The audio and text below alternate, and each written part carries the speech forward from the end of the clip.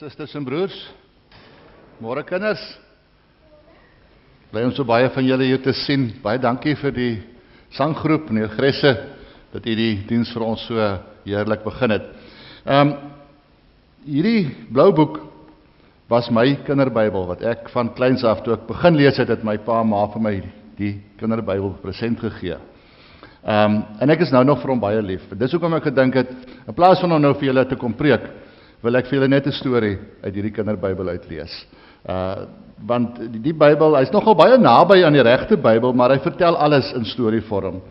Maar die storie wat ek gaan lees, pas by hierdie tyd van die jaar in die kerk. Ons is besig in hierdie tyd van die jaar, die tyd wat ons lydingstyd noem. Vandag is die 5de lydingssondag. Dis die tyd van die jaar waarin ons terugdink aan hoe swaar Jesus gekry het. Veral teen die einde, toe hy verraai is en gevange geneem is, en hoewel hy onskuldig was, toe hy op die ou end aan die kruis in ons plek moes sterwe. Nou die storie wat ek lees, vertel eintlik vir ons van iets wat gebeur het, net voordat hy gevange geneem is, die donderdag aand is hy gevange geneem, maar die donderdag net voor dit gebeur het. En dit sê vir ons ook iets van hoe Jesus bereid was om homself minder te maak, om homself te verneder, wat hy dan uiteindelik ook aan die kruis gedoen het. So ek gaan vir julle die storie lees van die laaste keer wat Jesus en sy disippels by mekaar was. Ek kan maar vir ons die eerste skyfie daar opsit. Kort voor die Paasfees het een van die disippels na Jesus gegaan in Betanië en vir hom gevra: "Meester, waar sal ons gaan klaarmaak vir u om die Paasfees te vier?" En Jesus antwoord: "Gaan na Jerusalem en daar sal julle 'n man sien loop wat 'n kruik water dra. Loop saam met hom en sê vir die hoof van sy huis: die meester vra waar die kamer is waarin hy en sy disippels die Paasfees kan vier. En hy sal self vir julle 'n kamer op die boonste verdieping wys. Maak daar reg vir die Paasfees."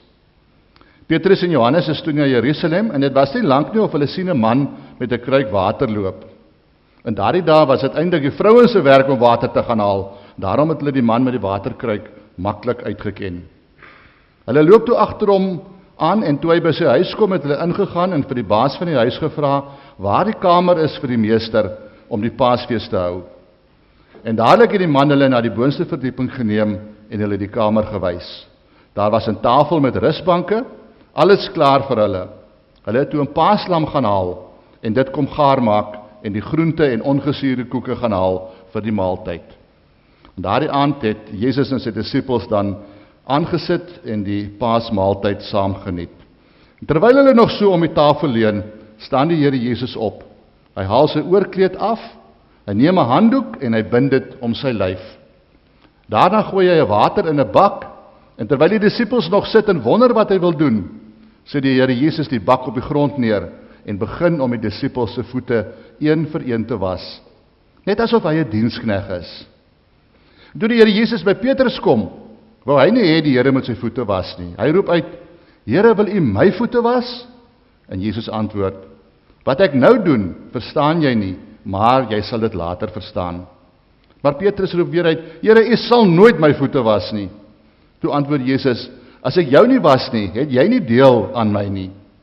Toe spring Petrus weer ander kant toe om en sê: "Here, moet dan nie net my voete was nie, maar my hande en my hoof ook." Maar Jesus antwoord weer: "Jy het niks meer nodig as dat ek jou voete was nie, want die wat reeds gewas is, het net nodig dat sy voete gewas word, dan is hy rein. Julle is rein, maar nie almal nie." Want hy het geweet dat onder die wie se voete hy nou net gewas het, daar een was wat hom aan sy vyande sou verraai. Nadat Jesus dan hulle voete klaar gewas het, het hy weer sy boorkleed aangetrek en op die bank gaan leun en met hulle gepraat en gesê: "Weet julle wat ek nou gedoen het? Julle noem my Heer en Meester, en dit is reg, want ek is dit. As ek dan, wat julle Heer en Meester is, julle voete gewas het, dan behoort julle ook mekaar se voete te was. Want ek het vir julle die voorbeeld gegee, dat julle aan mekaar moet doen, soos ek nou aan julle gedoen het." Hierdeur het Jesus bedoel, dat die mense wat hom wou volg, mekaar moes dien, in plaas van groot dinge vir hulle self te soek. Ons in plaas van mekaar se koppe was soos ons so lief is om te doen, eerder mekaar se voete sal was. Ek hoop die storie bly by julle by en die prentjies help ook dat julle sal onthou wat Jesus vir ons kom doen het. Dis en broers, dis vir my heerlik om ook vir u te kan groet in die naam van die Here, vir u te sê genade vir u en vrede van God ons Vader, die Here Jesus Christus, deur die werking van die Heilige Gees. Amen. Ek wil graag vanmôre vir u lees uit Romeine 5 van vers 12 tot 21. Paulus se brief aan die Romeine. Nou hierdie brief is maar 'n redelike ingewikkelde redenasies wat Paulus hier voer en die spesifieke gedeelte is een van die mees ingewikkelde redenasies waarmee hy besig is. So as jy dit daar oopgemaak het, my Bybel is dit so bladsy 203 in die Ou Testament. Kom ons bid eers en vra die Here se hulp dat hy dit vir ons eenvoudiger sal maak, sodat ons dit kan verstaan, dat ons dit kan glo en dat ons daarvolgens kan lewe. Kom ons bid saam. Hemelse Vader, baie dankie vir u woord. Maar daar is soveel kere wat ons nie woorde het nie. Soveel vrae waarop ons nie antwoorde kry nie, maar wat u in die woord vir ons gee. Baie dankie vir hulle wat dit vir ons moontlik gemaak het om u woord in ons eie taal te kan lees. Bybelvertalers, die teoloë wat in die antieke tale gaan delf het om uit te vind wat die regte betekenis is.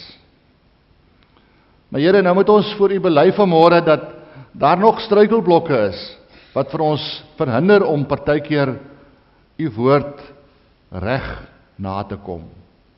Partykeer is dit omdat die redenasies van die skrywers, soos Paulus, vir ons baie ingewikkeld is. Maar baie keer is dit omdat ons eintlik maar nog 'n weerstand het om u woord te volg. Dat ons eintlik maar dink ons weet 'n bietjie beter. Dat ons eintlik maar nie graag dit wat vir ons lekker is in die lewe wil prysgee om na u woord te luister nie. En daarom wil ek maar net vra Here dat u deur u Gees vanmôre al die struikelblokke sal wegneem wat ons sal verhinder om die suiwer woord te hoor.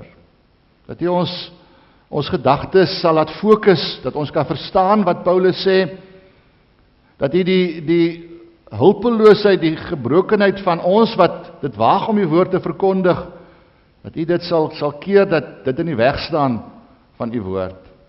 En dat u bo alles ons harte sal aanraak, dat ons huis toe sal gaan en gretig sal wees om hierdie woord op ons lewens van toepassing te maak. Dat ons dit ook met ander kan deel, dat hulle jaloers sal wees omdat ons iets weet wat hulle nie weet nie. Daarom bid ons dit in Jesus naam alleen. Amen. Romeine 5 vers 12. Verder nog dit.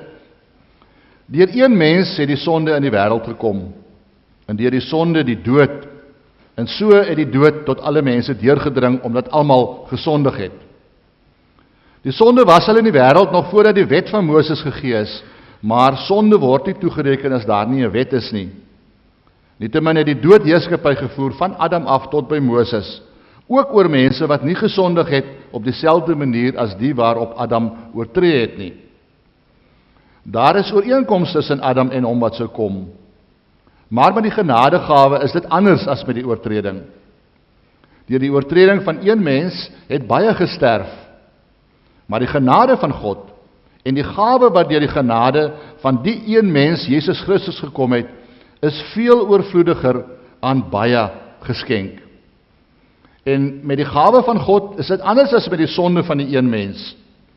Op die oortreding van die een mens het die oordeel gevolg, en dit het tot veroordeling gelei, maar op die baie oortredings het die genadegawe gevolg, en dit het tot vryspraak gelei.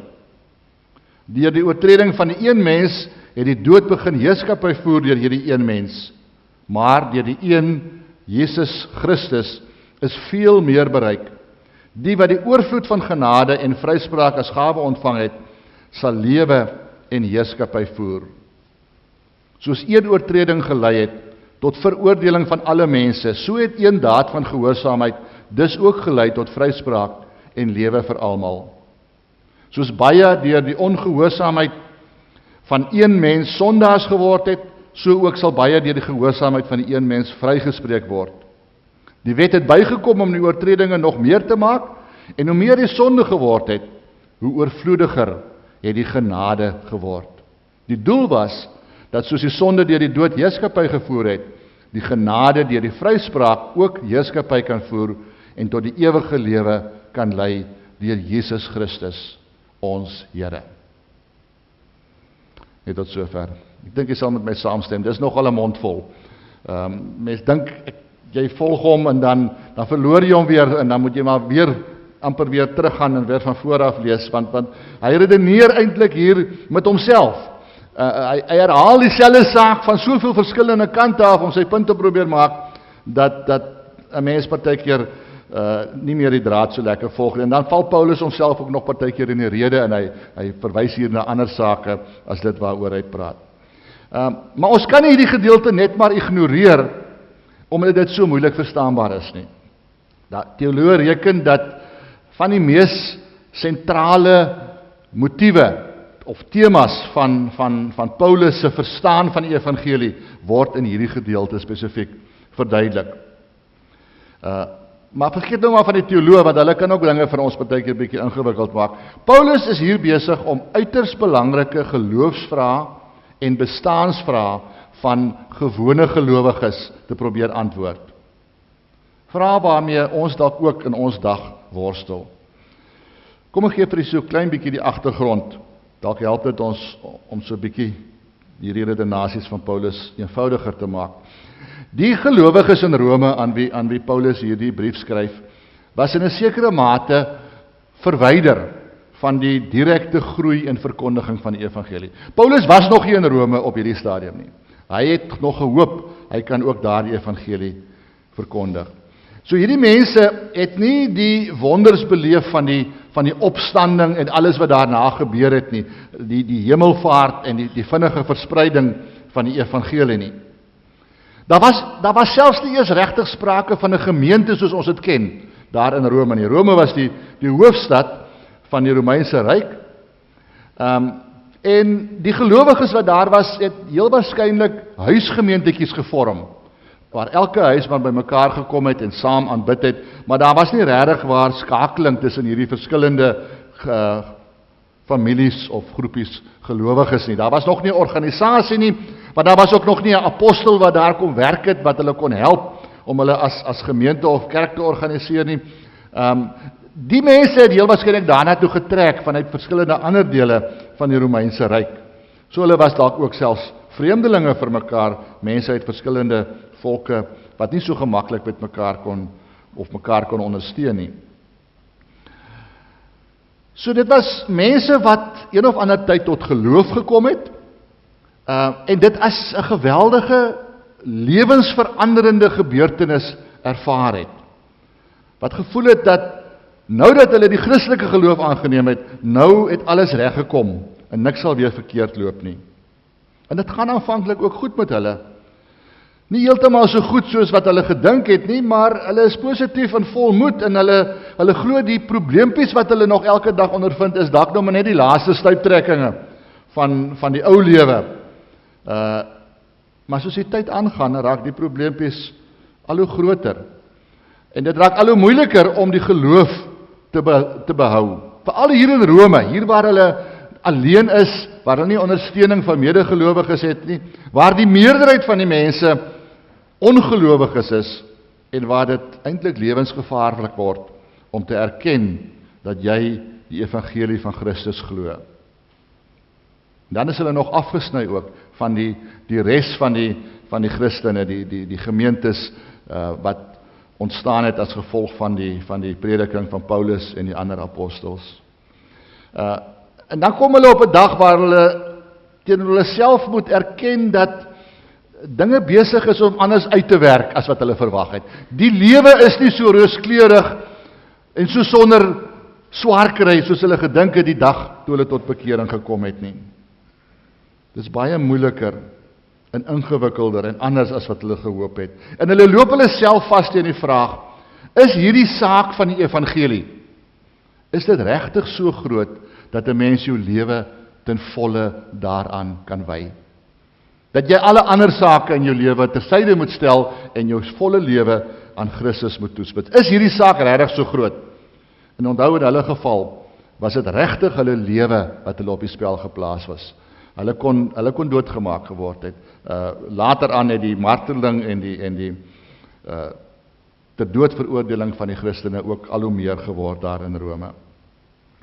In Romeine 1 vers 16 en 17, wat eintlik beskou word as 'n sleutelvers vir die hele boek, daar sê Paulus, ek skaam my nie oor die evangelie nie. En dit was die probleem in Rome. Mense het hulle begin skaam oor die evangelie. Mense het begin wonder, werk dit regtig so goed, soos mense beweer? Is dit regtig so effektief, en so groot, en so omvangryk soos ons gemeen het? Word Jesus Christus nie dalk oorskat, en word dan nie dalk te veel verwag van hom nie? En ek wonder of dit nie ook is, hoekom mense vandag ook so moeilik toegewyd tot die evangelie in die kerk leef. Baie mense word lidmate en hulle trou in die kerk, hulle laat selfs hulle kinders voorstel, hulle doop hulle kinders, hulle laat hulle voorstel, maar die saak van die evangelie is vir hulle net nie meer groot genoeg, dat hulle te veel daarvoor wil opoffer nie. Hulle wil maar nog altyd die deur oophou, ook om die lekker dinge van die lewe te doen. Kyk maar net, hoe vol is ons sportstadions as daar op 'n Sondag een of ander groot rugbywedstryd of watter ander sportgeleentheid ook al is, dat mense eerder moeite sal doen om dit by te woon, as om in die kerk hulle tyd af te staan. Mense wil met die voet aan albei kante staan. En is dit nie hoekom ons kerkbywoning en ja, sê dit maar, ons dankofferbydraes ook al hoe minder word, net omdat meer en meer mense dit nie meer die moeite werd ag om hulle tyd, hulle geld, hulle energie aan die evangelie te wy nie. Maar ek dink selfs toegewyde gelowiges, want ek wil nou nie regtig vanmôre preek met mense wat nie hier is nie. Selfs toegewyde gelowiges loop hulle partykeer vas teen hierdie vraag. Veral as ons agterkom, maar gelowiges kry ook nog swaar. Gelowiges raak ook nog siek. Gelowiges ly ook nog onder droogte. Gelowiges ervaar ook nog lyding. Lyding het baie gesigte. Vir Job was dit siekte en armoede en die dood van sy kinders. Vir Abraham was dit die belofte waarvan sy lewe afgehang het en wat net nie in vervulling wou kom nie. Paulus het self baie vorme van lyding beleef, en die grootste daarvan was seker dat hy weerhou is om die evangelie te verkondig, dat hy in die tronk toegesluit is en nie die geleentheid gekry het om vryuit die evangelie van Christus te preek nie. Swaar kry kan enigiets wees. Partykeer is dit groot goed, partykeer is dit dinge wat vir ander mense nie so groot lyk nie. Maar die feit is, gelowiges kry ook swaar. Die feit dat 'n mens die evangelie aangeneem het, dat jy toegewyd aan Christus lewe, is nie 'n waarborg dat jy nie ook gaan siek word nie, dat dit nie by jou ook gaan droog word nie. En as ons nou hierdie redenasie van Paulus nou wil oorvereenvoudig, en nou moet jy onthou tog, wat ek vanmôre probeer sê, is nie al wat hieroor gesê kan word nie. Daar kan nog baie ander goed ook uitgehaal word. Maar die eenvoudige ding wat Paulus eintlik hier wil, die eenvoudige antwoord wat hy eintlik met sy ingewikkelde redenasie wil gee, is die uitwerking van God se genade is veel meer en veel groter as die sonde en die gevolge van die sonde. As jy die stuk weer gaan lees, sal jy sien, hy praat 3 keer van die oorvloed van genade. In vers 15 sê hy, met die genadegawe is dit anders as met die oortreding. Deur die oortreding van een mens het baie gesterf, maar die genade van God en die gawe wat deur die genade van die een mens, Jesus Christus, gekom het, is veel oorvloediger aan baie geskenk. In vers 17, deur die oortreding van die een mens het die dood begin heerskappy voer deur hierdie een mens, maar deur die een Jesus Christus is veel meer bereik. Die wat die oorvloed van genade en vryspraak as gawe ontvang het, sal lewe en heerskappy voer. En dan ook in vers 20, hoe meer die sonde geword het, hoe oorvloediger het die genade geword. Daarmee bedoel hy natuurlik, hoe meer die gevolge van die sonde, die swaar kry, die lyding geword het, hoe oorvloediger het die genade geword. En dit is die kern van die evangelie.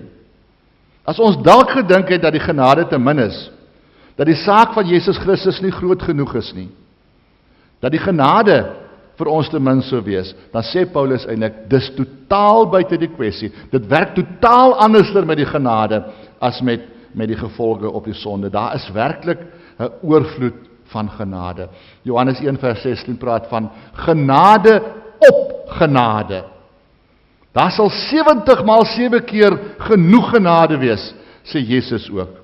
Ons kan dit maar glo. Hoekom Paulus nou met so ingewikkelde redenasie dit wou bewys, sal ek nie weet nie. Ek wil vir u graag 'n storieetjie vertel wat ek, toe ek nog jonk was, gelees het, nog in die Reader's Digest. 'n Storie van Johnny Lingo en Mahanama in die Polinesiese eilande. Daar in die Polinesiese eilande is die gebruik, net soos by sommige van ons swart volke, dat as 'n man trou, dan moet hy sy vrou se pa vergoed met beeste, maar nou nie so baie soos hier by ons nie. As dit nou 'n goeie, aantreklike vrou was, dan sou hy so 3 beeste vir haar pa gee. As hy 'n bietjie mooier was, het so 'n bietjie meer uitgestaan, dalk so 4 of 5, en as hy nou regtig 'n uitstaande vrou was, hoe soos ons sê 'n catch, dan kon sy dalk so 6 beeste werd gewees het. Nou, Johnny Lingo was seker een van die mees huurbare jong mans in daardie streek. Ek wonder of jy nou so stilletjies vir mekaar sê, hoeveel beeste sou ek vir jou gegee het. Ons kom daarby, hou die gedagte vas. Johnny Lingo was een van die mees huurbare jongmans in daardie streek, of op daardie eilande. Hy was 'n aantreklike jongman, suksesvol, goeie besigheidsman. Hy was ryk, hy was veral bekend dat hy 'n goeie onderhandelaar is. En toe kom hy op 'n dag na die spesifieke eiland toe, om 'n vrou te kom soek, en hy kies vir Mahanama. Nou Mahanama was nie eintlik die vrou wat die mense gedink het by so 'n vooraanstaande jongman soos Johnny Lingo sou pas nie. Sy was nie besonder mooi nie. Jy sou haar nou nie regtig lelik noem nie, maar sy was maar teruggetrokke met hangskouertjies en sy het selde geglimlag. Jy vlei eintlik om te sê sy was maar 'n bietjie vaal gewees. In elk geval, Johnny kies toe vir haar, en toe gaan hy om met haar pa te onderhandel, en die gebruik was dat die onderhandeling vind plaas in die openbaar. So die hele eiland, ek kan nou dink, die hele eilandse mense is daar, want hulle wil nou sien, kyk, wat gaan Johnny nou reg kry? Hy's dan hierdie goeie onderhandelaar. Haar pa kan gelukkig wees as hy dalk net 'n kalf kry. Hy sal dalk eerder moet betaal dat Johnny haar kan wegvat. So almal is daar om te kom kyk na die onderhandeling. En toe word hulle geskok toe haar pa sê, maar hy soek 3 beeste vir Mahanama. Want daar's baie ander vrouens wat 3 beeste werd is wat Johnny kon gekies het. Maar toe slaan Johnny se antwoord hulle asem skoon weg, want hy sê 3 beeste is baie vir Mahanama, maar dis nog nie genoeg nie. Ek sal 8 beeste vir haar gee. Daar was nog nooit op die eilande soveel beeste vir 'n vrou aangebied nie. Maar Johnny sê, almal moet weet dat my vrou duur is, dat sy baie meer werd is as 3 beeste en baie meer werd as enige ander vrou op hierdie eilande. En dit illustreer eintlik maar net vir ons dit wat Paulus hier probeer sê, die oorvloed van God se genade. Dis hoeveel ons vir God werd is. Dis hoeveel hy vir ons betaal het. Nie maar net genoeg nie. Ons is in elk geval nie veel werd in ons eie oë nie. Maar God ag ons oorvloedige genade werd. Ons moet nou net nie dink, omdat God se genade so oorvloedig is, kan ons maar mors daarmee nie. Dat ons maar die genadekanse kan laat verbygaan en dan weer staat maak op die oorvloed van sy genade nie. Daar sal mos altyd nog genade wees, dink ons. Want jy sê, God se genade is oorvloedig, maar is nie goedkoop nie. Die een daad van gehoorsaamheid waardeur die genade gekom het, waarna Paulus hier in vers 16 verwys, is die lyding en die sterwe van Jesus Christus. Dis hoe duur God se genade gekos het. Dis eintlik gevaarlik as Paulus hier in vers 20 sê, hoe meer die sonde geword het, hoe oorvloediger het die genade geword. Mense sou dit baie maklik kon misbruik, as 'n verskoning vir ons volharding in die sonde. En daarom as jy verder gaan lees in hoofstuk 6, dan is Paulus baie gou om dit reg te stel en te sê, moet ons aanhou sonde doen sodat die genade kan toeneem? Beslis nie. Hoe kan ons wat dood is vir die sonde nog daarin voortlewe? Of weet julle nie dat ons almal wat in Jesus Christus gedoop is, in sy dood gedoop is nie? God se genade is oorvloedig, maar dit is nie goedkoop nie en ons kan nie mors daarmee nie. Jy sien vir Paulus is dit baie duidelik dat die genade van God 'n krag is wat 'n mens verander. En wat mense vrymaak, nie net van die sonde nie, maar veral ook van die gevolge van die sonde. Dat gelowiges juist nie meer bang hoef te wees vir die swaar kry in die lyding wat hulle dalk nog tref nie, omdat hulle deur die genade mense gemaak is wat deel in die ewige lewe deur Jesus Christus. Dis wat hy in vers 21 sê en daar brei hy dan verder in hierdie hoofstuk 6 ook uit. Die storie van Johnny Lingo in Mahanama het nog 'n stertjie by. Hulle het soos die gebruik was in daardie eilande in 'n kanoe geklim en toe na een van die kleiner onbewoonde eilande geroei vir hulle witbrood. En 2 weke later het hulle teruggekom. En natuurlik was al die eilandbewoners weer daar op die strand om te sien hoe dit nou gaan met hierdie vrou vir wie Johnny so baie betaal het. En groot was hulle verbasing toe die mooiste vrou uit daardie kanoe klim. Mooier as mooi, eintlik beeldskoon. Sy het regop gestaan met haar kop omhoog en die pragtigste glimlag op haar gesig. Hulle het gedink het Johnny dalk nou op 'n ander eiland 'n vrou vir 10 beeste gaan koop, want dis hoeveel hierdie vrou werd sou wees. Maar toe hulle mooi kyk, toe sien hulle dis nog altyd Mahanama.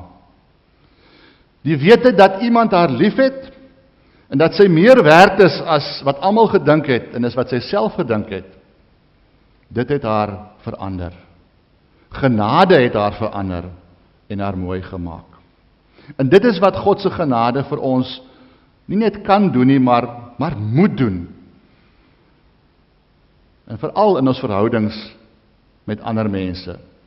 Dis veral daarin wat ons moet toelaat dat God se genade ons ook verander. God gee vir ons juis te veel genade, 'n oorvloed van genade, meer as wat ons nodig het, sodat ons oor kan hê om ook aan ander mense genade te bewys.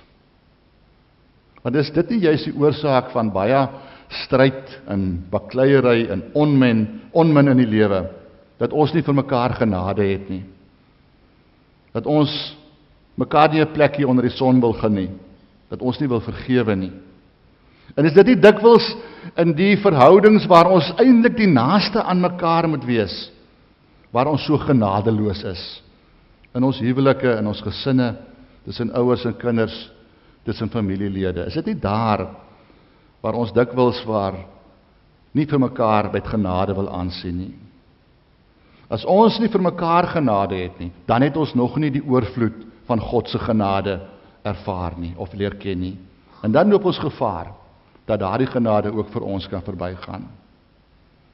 Mag die Here ons help, dat ons nie net dankbaar sal wees vir die oorvloed van sy genade nie, maar dat ons dit nie sal vermors en by ons laat verbygaan nie, maar sal toelaat dat dit ons sal verander, dat dit ons veral sal verander in ons verhoudings teenoor mekaar.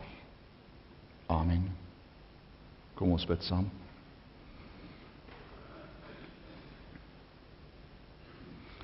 Hemelvader, ons het nie regtig woorde om U te dank en U te loof en U te prys vir die grootheid, die oorvloed van U genade nie. En ons kan ook nie anderster as om ons koppe maar net in skaamte te laat sak, as ons soveel keer twyfel daaraan, as ons soveel keer dink, maar is dit dan nie moeite werd om U nog te volg en ons lewe aan U te wy, wanneer ons ook siek raak, wanneer ons ook ly, wanneer ons ook swaar kry, soos veral in tye van droogte. Vergewe ons dit. En vergewe ons as ons U genade so gering ag, dat ons nie aan mekaar wil genade bewys nie. Help vir ons, dat ons so met mekaar sal saamleef, dat almal wat U nie ken nie, sal weet wat beteken genade op genade.